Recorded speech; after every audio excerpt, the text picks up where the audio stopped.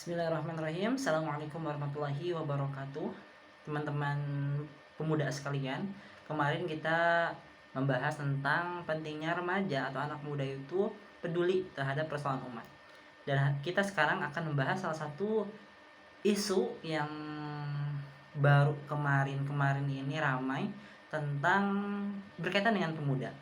Di mana isu ini terjadi di Belanda, namun tak ayalnya juga ramai di Indonesia.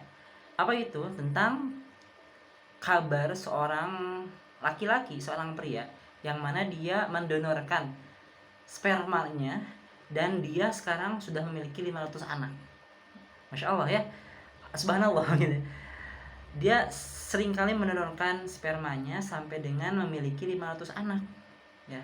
Dan tentu jika kita coba gali dan analisis, hal ini justru berpotensi untuk memproduksi kerusakan di tengah-tengah umat, di tengah-tengah generasi kita. Ya, bagaimana itu bisa terjadi?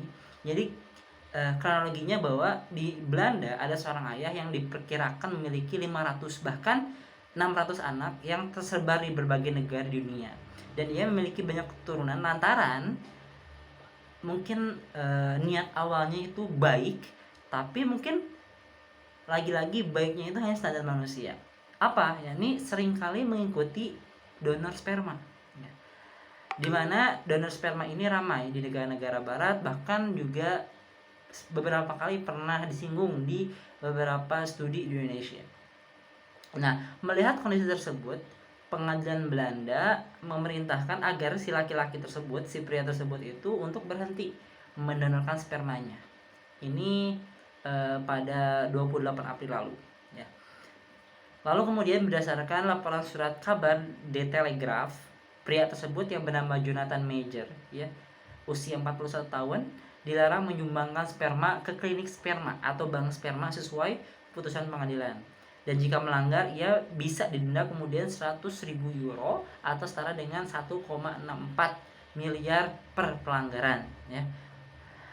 Nah, ini sebuah hal yang mungkin kontradiktif, yang mana adanya klinik sperma, bank sperma ini tentu berdasarkan legalitas oleh pemerintahan setempat. Namun ketika kemudian terlaksana dan ternyata ada kasus seperti ini, justru malah dilakukan sanksi yang memang sanksi terhadap orang-orang yang menyumbangkan spermanya, namun ternyata di luar dugaan ya, sampai 500 bahkan 600 anak tersebar di seluruh dunia. Maka jika kita gali, kita analisis, hal ini berpotensi memproduksi kerusakan. Maka kenapa? Karena donor sperma ini akan memproduksi banyak kerusakan, mungkin sepintas seolah sebuah kebaikan, tapi hakikatnya tidak memberikan kebaikan sedikit pun, justru kerusakan, melainkan memproduksi banyak kerusakan ya. Sebagai contoh ya, akan membuka peluang terjadinya perkawinan incest. Apa itu? Perkawinan sedarah. Ya, ini ketika di antara anak hasil donor ini menikah secara tidak sengaja.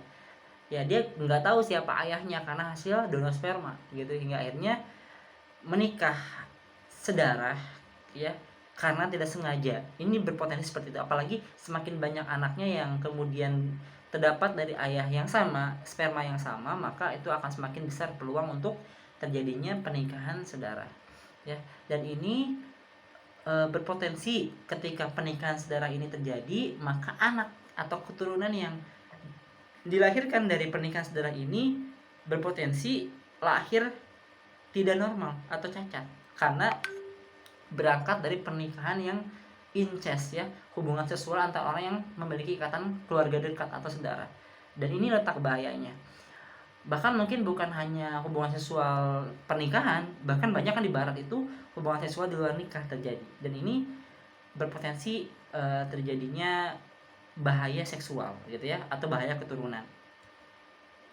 Dan di masyarakat barat ini sudah terjadi atau sudah biasa ya, di masyarakat barat yang sekuler liberalis, memuja kebebasan serta membuang jauh peran agama dalam kehidupan ya. Dan donor sperma ini pun terjadi di negara barat tersebut, yang mana dianggap sebagai solusi awalnya ya, solusi atas berbagai problem keluarga atau pasangan yang ingin punya anak namun tidak bisa didapatkan dengan cara biasa atau normal.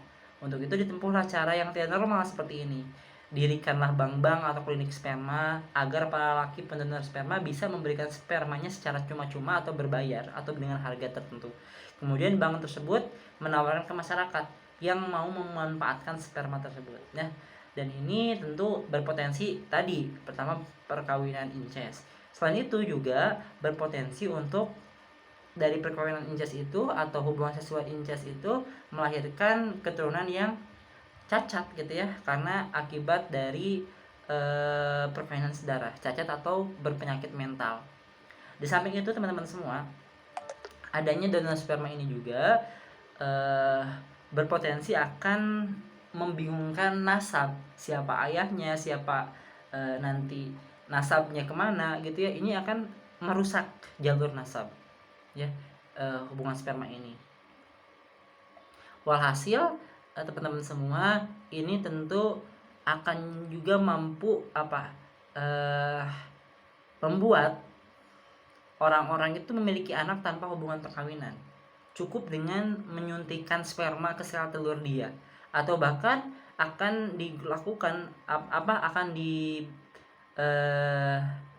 manfaatkan oleh orang-orang LGBT, orang-orang yang lesbian khususnya gitu ya, yang mereka tidak memiliki sperma tentunya gitu ya, hingga akhirnya mengambil sperma, mengadopsi sperma dari bank atau klinik sperma dan menyuntikkan kepada salah satu pelaku LGBT ini gitu ya. Artinya ini tentu akan terus melanggengkan maksiat-maksiat yang terjadi di tengah-tengah kita.